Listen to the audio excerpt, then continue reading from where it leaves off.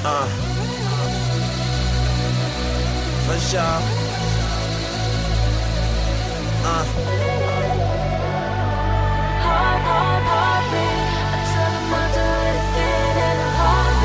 Hey, sis. Let them know I got no regrets. And they say, you only live once, so live it up tonight. I hope we live twice, cause I can't wait to give up this life. Don't get me wrong, I love my fam and my experience. Been around the world and back. 7 wonders I done seen them. Number 8 is just us wondering what happens when we perish. And I don't want no regrets. I'ma tell the ones I cherish that I love. I'm thinking of them on this red eye flight to Paris. If I die before I wake, at my wake, please tell my parents that your son will positively wake in paradise. Life is like a paradise, so watch the ones you rolling with. Roll the clip of my life. You gon' see a bunch of empty bottles, broken hearts and blurry nights. Facebook likes and Twitter follows. I'm not living for today, cause tomorrow's looking pleasant and the future is a gift. Even though this is the present, yeah, I do believe in heaven, but my actions ain't the key. Them gates remain locked if everything follow me. So I know that when I come to the end of my road, if they ask me was it worth it, the hurt, the pain in this life I chose, I'll do it again in a heartbeat, heartbeat, heartbeat. I tell them I'll do it again in a heartbeat, heartbeat, heartbeat, and I die with no regret. You not a leader cause they follow you on Twitter, and you not a man based upon your age and your gender. If you die tonight, you probably die bored, chasing toys, objectifying these women, thinking they gon' bring you joy. Don't you want more than last night's bragging rights? What's your life? I know it's hard to think about underneath these flashing lights. Hello, and thank you for tuning in to Walking in Your Purpose. Today's show is brought to you by True Soul LLC. They do music, entertainment, photography, and radio. Check them out on their website at truesoullife.com. You can even follow them on Twitter, Instagram, and Facebook at True Soul Life. So this is your host, K.Nicole, and I look forward to helping you navigate through this journey called life, doing exactly what it is that you were created to do. Today in the studio, we have a special guest, the lovely Miss K.Nicole. Thank you for joining us today. Thanks for having me, y'all. I can't wait to talk about this topic. So for those of you who have not heard, today's topic is no regrets. Yes. So when I think of no regrets, I'm thinking about I'm not allowing anything or anybody to stop me from accomplishing what it is that I've already set out to do. What do you think? I think that's, as usual, you're right on point. And and, you know, while we were talking, because I know I was just so happy to be here, walking in your purpose with you. But I looked up the word regret, the definition. And so it's feel sad, repentant, or disapprove over something that has happened or been done, especially a lost or missed opportunity. That is the verb use, and then the noun is a feeling of sadness, repentance, or disappointment over something that has happened or been done. So it's basically saying that I don't feel bad, sad about nothing that has already been done. So I love it. Okay, all right. So I wanted to give a quick example. Okay. This has nothing to do about what me and you are doing, but I just want to give people a real life example. So let's say you have somebody that they're not very happy with their weight. And summer's coming and they trying to get fine and ready for their beach wear. Okay. So they want to get ready, but then they're not willing to do anything about it. They won't eat right. They won't go to the gym. So then summer comes around and they mad at themselves. That's a regret. You should regret that. Absolutely. So don't talk about it. Be about it. And the reason I say that you should regret it even more specifically is because you didn't take action. Exactly. So anytime you don't take action, you should regret it. So, you know, explaining that regret thing to my kids. Oh, no, I was talking to my niece. She's 18, and she moved out, and then she had to come back home. And she said, I just failed. I said, no, you will fail when you go back out again and you do the same thing. You didn't learn the lesson the first time. Yeah. Because, we all make mistakes, and you may not get it the first time around, but the key is to learn from your mistakes. So when the second time around, you don't make the same one. And so how that ties into regrets is how I personally relate that to no regrets is if I tried it, then I don't regret it. Even if I so-called fail. Okay. Because I think that I would regret if I didn't try, if I didn't do my best and put my best foot forward or whatever. So I agree. So in order to be a person that doesn't have any risk, you have to be a risk taker. Now, for me, I'm definitely a risk taker. People know that about me. They're like, I can't believe you did that because I don't want to have any regrets. And that opportunity may not come back around again. Yeah.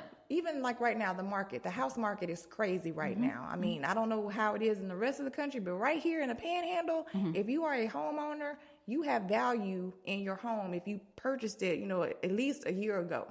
So I'm seriously considering selling my house. No regrets. Absolutely, because I believe, and I could be wrong, but I personally believe that next year the market is going to drop. I don't care who's elected, it's going to drop. So why would I miss an opportunity if my house was purchased as an investment? This is the time to sell. No regrets. No regrets. And I've had people say, oh, but you have such a beautiful home. So that's not why I bought it. It's an investment property. It's time to sell. And invest. Get your investment. Absolutely. I agree. And then but like I said, that is the most important key aspect of no regrets. And so in the first example you use of the person who wants to lose weight and get into their swimwear. Now, if you say, I have this goal, I want to be 50 pounds lighter. It's January. I want to be 50 pounds lighter in May. You get to May, you're 20 pounds lighter. I don't believe that person should have regrets. Absolutely not, because they actually made some progress. 30 pounds, that's a lot. So not only do you have to take action, you have to have the follow through. Because she could have stopped a month later when she didn't see the results she wanted to see. Oh, she dropped 5 pounds. Exactly. And not the 10. Exactly. 15. The follow through, the push through, even when it don't look good, that's where a lot of people fail, I think. I agree, and I say that is the prime time for me in my life experiences to not have any regrets. If I did it, and I did it to my best ability, then that's it. And like you said, a key factor is a risk. So I understand that it's a risk, but it's I think I read a quote that said it's better to fail than to never done it at all. That's not how the quote goes. It's a lot more catchier, but that's the gist of it. Okay. It's better to fail than to not have tried it all. Then you also have to have realistic goals. That's important. So for us, I consider us visionaries. We see the end result, and then you kind of have to work backwards. So if you do that correctly, and then you're planning accordingly on where you should be, and then you have somebody hold you accountable, that's important. A lot of people don't have accountability partners. Yeah. So and to fail fast. So, I'm the type of person that if something happens and it go wrong, then I do sulk. I'm not going to lie. You know what I'm saying? Oh, why me? Oh, this don't happen to nobody but me. Sometimes I'm like, girl, you is crazy. Oh, my hair fell out. Don't nobody in the history of human beings, ain't nobody else hair ever fell out. That's how I be thinking sometimes. And then I sulk, and then I was like, okay, girl, it's time to go buy a wig. Get it over with. Yep, that's all you can do. Fail fast. There you go. So I think that's also a key is that, if you do have a regret, you have to go down that road. Regret fast. Yes. So one of my favorite scriptures, and it's actually here posted in the studio. Yay.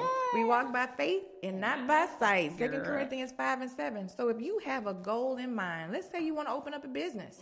Okay, lots of people want to be business owners, but they have no clue on how to get started. You have to have a mentor. You need somebody that has already been there, done it, has been successful, that can coach you through the process. But you have to believe in yourself, whether no one else believes in you or not. You should believe in you. That's it. Because at the end of the day, really, that is the only person who probably does. Yes. To a certain extent, even when things look bad, you have to believe. A book that I've been reading is Magic Johnson's wife, Cookie Johnson, recently came out with a book. I think it's called Believe in Magic, but it's a really good book. Okay. Something about magic. And it's an interesting perspective, and that perspective is when I didn't realize that her and Magic Johnson had not been married long when they first got married. So they had been married like 2 months. But check this out. He left her at the altar twice. What? Well, and not literally at the altar, but the first time she had invitations printed out, she had a dress and everything, and he backed out. And then the second time, he only did it once, but the second time they did get married, he tried to back out. Oh. So, and then 2 months later, he called and told her he had to talk to her and blah, blah, blah. So, wow. So that perspective was she was like, he said, you could leave me if you want to. And she slapped him. Wow. Believing in magic. Yep. That's the name of the book. Thank you so much. You're welcome. You would get on it. But it is a very excellent book. It's talking about, endurance. I think that's also part of regret. Yes, absolutely. Because if you give up too fast, then, you're going to regret that. The woulda, coulda, shouldas, those are the worst. I hate having regrets. Like, I have a regret, and this actually has to do with real estate as well. There was a property that I had, I guess the land was very low at the time. And even though nobody was really in that neighborhood, I just knew that it was going to be developed and it was going to be huge. And I remember calling my parents. It was $1,000 deposit. And I'm like, look, I just see it. I know this is going to be worth money. The houses that are out there are already nice. There's a golf course on the other side of the street. And it's only $10,000 a lot. Wow. They believed in me and gave me the money. That's awesome, right? That is awesome. But I saw it before it actually happened. And right now, it's worth a lot of money. Yes, ma'am. That's awesome. Yep. No regrets. No regrets whatsoever. The only thing, and that's true, because I am an entrepreneur. So, and to be a great entrepreneur, you do have to be a risk taker. Yes. A lot of stuff just can't make sense all the time. Nope.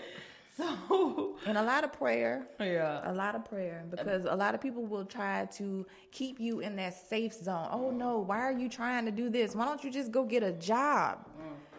Or nobody's gonna buy that. Nobody's gonna this. Nobody's gonna that. Yeah. And I understand that at first, but the no regrets is also about just perseverance and having a perseverance that sometimes you don't understand. Yes. That's that walking by faith and not by sight. Absolutely. And that's what you did that day when you purchased that property. I did. That was by faith and not sight, because obviously from your story, you're not seeing it. You're just having that faith. Yeah. Yes. So that's awesome. So, and I don't want to regret not selling my house. So that's why I'm like, nope, I don't care what anybody is telling me. I'm going to sell it. Because at the end of the day, it's about, my decision, my house, my home. I mean, it's up to me. It's not anybody else's decision. It's about walking in your purpose. There you go. Hello, somebody.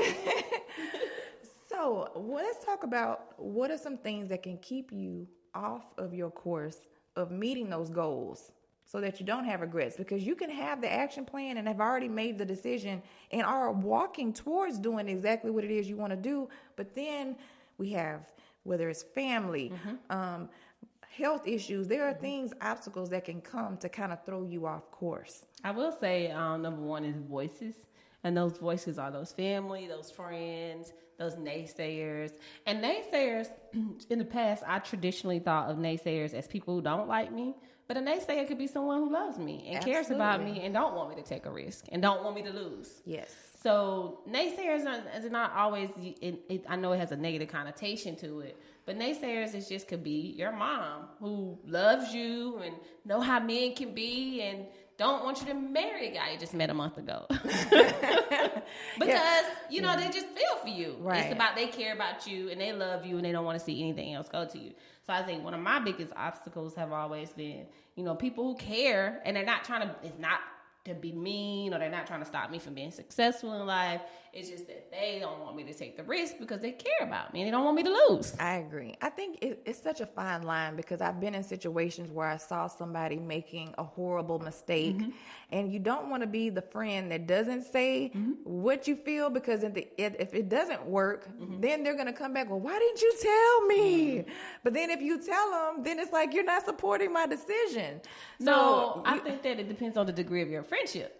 Because say, like, for example, if a friend says, I don't think you should do that, blah, blah, blah. I say, okay, thank you. And then you do it anyway.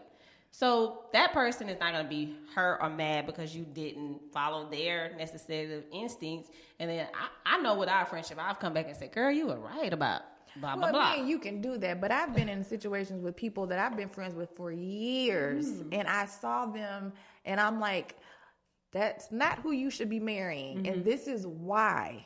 And they still do it. But I feel, for me personally, I would rather risk my friendship with that person instead of being the one that didn't tell them. Because somebody has to be honest with you. I mean, real friends tell you the truth. I'm gonna say, but it's just certain people I probably wouldn't tell the truth to. And why is that, Miss K.Nicole? Well, it's because they can't take it. You know what I'm saying? I've had friendships, things happen in friendships where it took a hit because I'm telling them the truth or I'm telling something they might not want to hear. And so when I was thinking like, dang, if I known it was like that, then I would have told you. Gotcha. Oh, let's use, I'm trying to think, has this happened to me? I can't say that it's happened to me, but let's say you're out at an event or a function and you see one of your friends' husband. I'm telling. Oh, I know you will. But you see your friend's boyfriend, husband, boo, whatever, out with somebody else. With technology these days. I'm taking a picture. Take a picture. Hey. Facebook Live in it. Instagram and video in it. Storytelling it. I'm telling. YouTube in it. You put it out on all social media. You can't be kissing his cousin. They not kissing cousins. Y'all been married for 10 years and you ain't never seen that cousin? But you know what? From what I've seen, the women know. They may say they don't know, but they know. Or you might be revealing something to them. Maybe. Yeah, I mean. Yeah, it's still that possibility.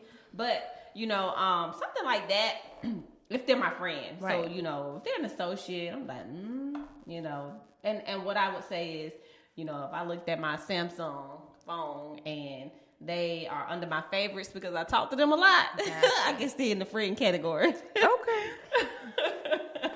I would hope so. The technology determines that. Yes, absolutely. But, and then associates and things like that. So luckily, I remember we was younger and I had a best friend and her baby boyfriend / baby daddy. But her boyfriend, he was sitting there doing something. I think it might have been me. I was walking down the street and he didn't realize it was me and he was trying to holler and I turned around. I said, Nicole, blah, blah, blah. I'm like, Called her and she was like, yeah, this him on the phone now, and he said he quite sure that she's gonna call you and tell you. I was like, oh, well, he knows me well. I had that happen to me too. Yep. And so he knew that I was gonna tell, so he ran and told before I did. Had the exact same thing happen to me. Because I was so undecided, do I say something? Is she gonna believe me? And he called first doing damage control.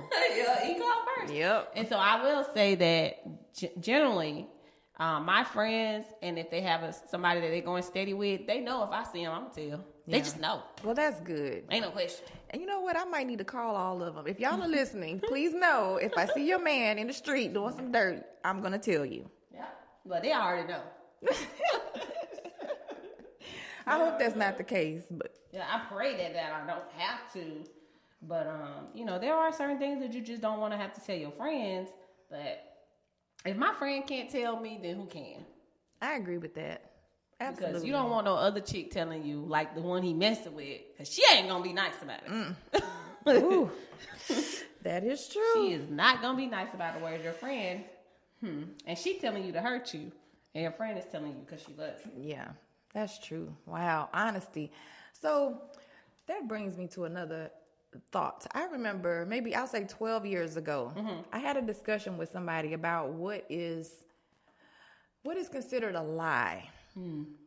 So the answer that I was given was that anything less than the whole truth is a lie. So if I ask my child, let's say I dropped him off at the mall, and I ask him when he gets back in the car, well, what did you do while you were gone? And he tells me, oh, we went and ate at this restaurant and we went to this store. Then I find out the next day that he went to the movies. Walked across the street, went to the movies, came back before I picked him up. Now, what he told me was true, right? But he left out a very big part of what he did. So is that considered a lie? So I think that, no, it's not. Okay. And let me tell you why. Because you didn't specifically say, did you go to the movies? No, I said, what all did you do? That was a question. So if he left out him going to the movies, Anything, if that I'm not saying definition it's is right. accurate, I understand. Yeah. But then I have to go to the intent. Well, why did you leave that out? Because he knew he was going to get in trouble. Exactly. So that's what makes it a lie. Well, I don't think that's what makes it a lie. I think that, yeah, because I tell a lot of, I leave a lot of stuff We're not out. talking about you. We talking about my child. Well, yeah, your child, now definitely. But I still wouldn't say he lied.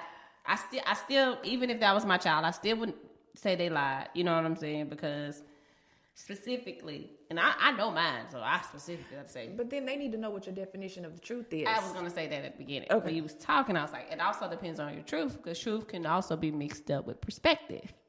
And so, my thing is with your children, they would not consider that a lie. And most adults would not consider that a lie. And maybe, because of the way that it's said too. And then also with the truth and lie is the, what do you consider the truth?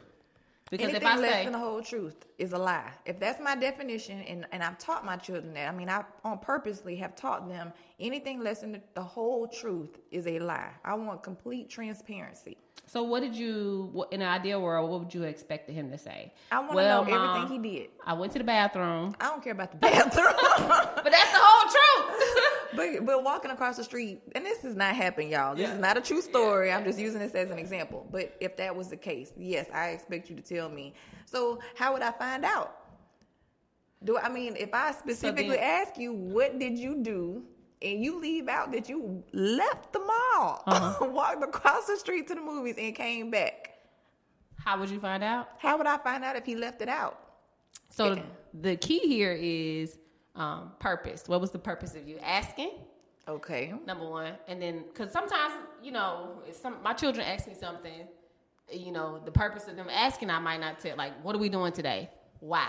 Exactly. Because the Why do purpose you is know? you might want me to do something else, or you know what I'm saying. So first of all, it's the purpose of the person asking the question. Second of all, the truth of the matter is he left that part out because he knew he wasn't supposed to do it. Exactly. So the truth, the problem here isn't that he told the lie. The problem is that he did something he wasn't supposed. The child did something that they wasn't supposed to do.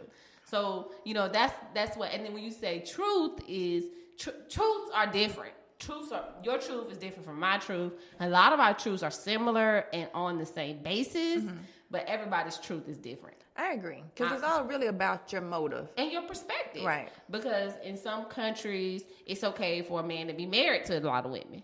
That's perspective. That's their truth. Right. So are you cheating? No. In that country, that's true.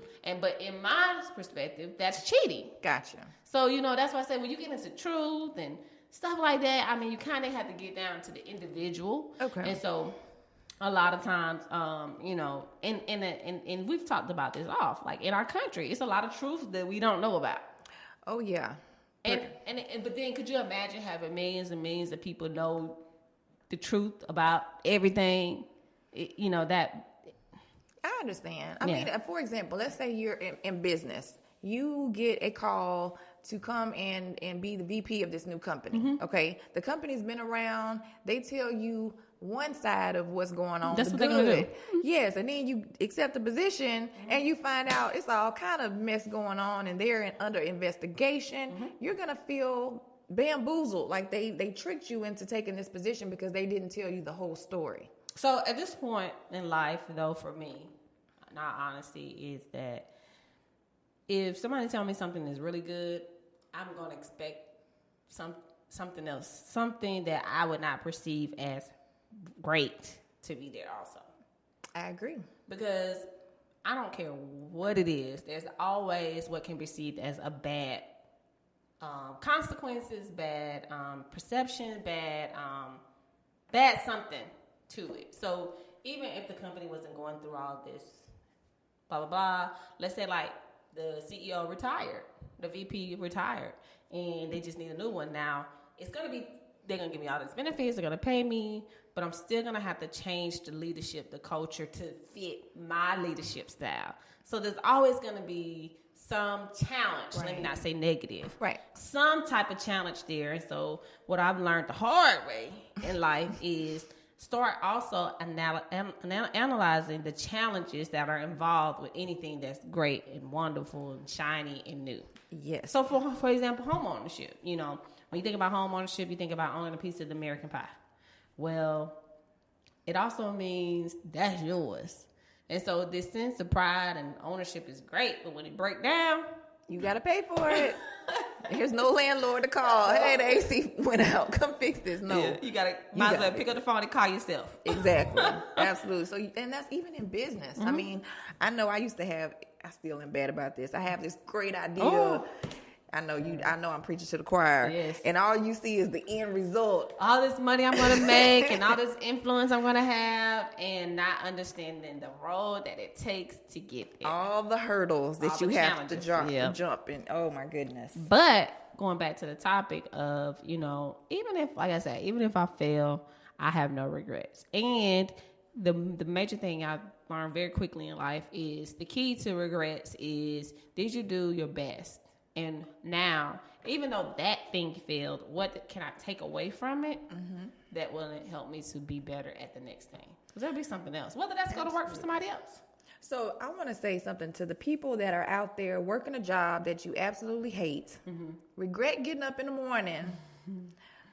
We talking about no regrets, people. Quit. There's something that you're doing or that you enjoy doing that you should be doing full time instead of working at your job. Yeah. So that is what should be your goal.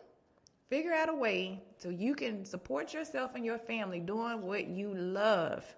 Not getting up, going and getting a paycheck because they pay you. Or analyzing what is the sacrifice that you're willing to take. Yes. So you might have to take something part-time to get and do something that you love. Yes. That's what gets you up in the morning. I know for me, getting up is easy because I'm doing what I love. That's what it's about, people. Tomorrow is not promised. I say it all the time, but it's so true. Your next breath is not promised, let alone tomorrow. Yeah. People drop dead all the time. And stress kills. I mean, how much more stressful can that be to get up, going to a job that you hate? And I don't think you can be a good worker. No, I know absolutely I'm not a good not. worker You're when not I a hate to do productive employee when you hate your job. Yeah. Hate your boss. Hate your coworkers. Why? Hate everybody. Yeah, they didn't ask you to work at that job. They did you not. applied. It's an equal exchange. Absolutely. Employment is an equal exchange. It's I'm not doing you no favors by working for you, and you're not doing me no favors by paying me. So if you need help with your business plan or how to make a plan, hit me up. I'm serious. I want everybody to do what it is that they love. Be productive. By you doing what you're supposed to do, that's how you're a blessing to somebody else. Yep. Any last words? We're getting ready to wrap up. My last words is, I ain't sorry. Ooh. AKA no regrets. I love that. Thank you so much, Kay, for having me on the show. I really enjoyed it. Absolutely. I love having you on the show. It's always a lot of fun. The time goes by so quickly. I can't believe it's already been 30 minutes. Yay. Yeah. Okay, people. Well, thank you for tuning in today to Walking in Your Purpose. Again, this is your host, Kate Mitchell. And I personally am just excited for you. It's a beautiful day outside. Go make it happen. No regrets. Do something different that's going to change your life and the lives of others. If you have any need of my services, go to my Facebook page or hit me up on my website, kspeaks.com. We're going to leave you with a request by Miss K.Nicole.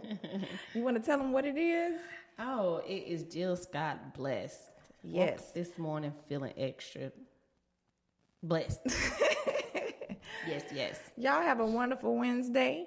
We look forward to hearing from you next week. We're going to have a special guest in the studio, Miss Antia Pace, the owner of Creative Hair Salon. That's awesome. She's going to talk about her story and how she got in her business, which is doing very well. I love to see entrepreneurs doing what they love and being successful. Cool. Tune in next Wednesday, 12 noon Central, right here on Real Women Radio. And just a quick reminder, guys, if you want to keep up with Real Women Radio, look for us on Twitter, Facebook, and Instagram at Real Women Radio on any of those social medias. So we're going to leave with my song. You going to play my song, Kay? Yes, let's play it. All right. Get it, Jill Scott.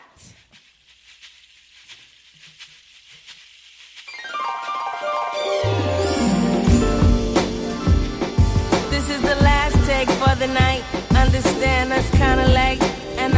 get home to my son, cause he's so special to me. I mean, I gotta see him, I need to breathe him. That's my baby, don't call me crazy. I love the studio, but I love him more. Let me give you what I got, so I woke up in the morning feeling fresh to death. I'm so blessed, yes, yes. I went to sleep stressed, woke up refreshed. I'm so blessed, yeah, yes. Water in my face and everything is in its place. Peace of mind, even my grace. I'm so blessed, yes, yes, yes. My grandma almost lived to see 92. I'm so blessed, yes, yes, yes, yes. My son was born healthy and beautiful. I'm so blessed, yeah, yes. My mama's on my right side, daddy on my left. My son, father doing this absolute. I'm so blessed, blessed, blessed, blessed. Yeah, yeah, yes. And I know what I know. And I know what I know.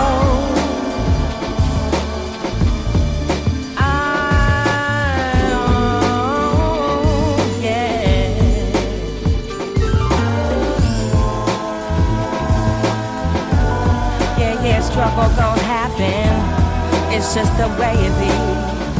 Ain't nothing coming easily in this life. Sometimes you gotta work and you gotta grow and it gotta hurt. I'm sure you know, take a look around. Woke up this morning listening to this song. You're so blessed, yes, yes. Gonna rock this joint all night long. You're so blessed, yes. To be up in here with our hands up in the air, waving like we just don't care. We're so blessed, yes, yeah, yeah,